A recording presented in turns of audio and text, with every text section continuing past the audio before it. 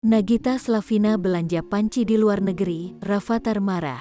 Rafathar kesal hingga memarahi ibundanya, Nagita Slavina, gegara belanja barang yang dianggapnya tak penting saat mereka sedang berlibur ke luar negeri.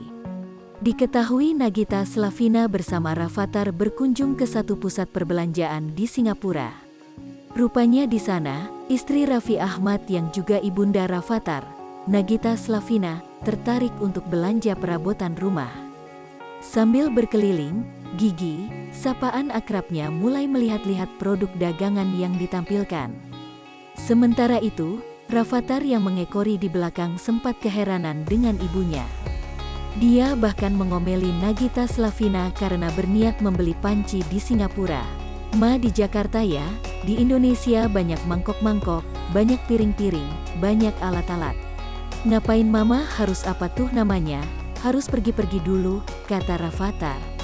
Sambil menampilkan wajah cemberut, Rafathar kembali memprotes sang ibu. "Ih, jauh-jauh banget," kata Rafathar.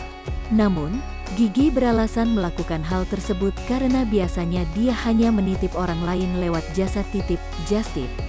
Sementara kini, ibu dua anak itu ingin membelinya langsung tanpa perantara. "Biasa kan Justip, tapi kalau di sini kan bisa langsung pesan," ungkap Nagita Slavina. Momen Rafathar omeli Nagita Slavina itu pun lantas menuai respons netizen.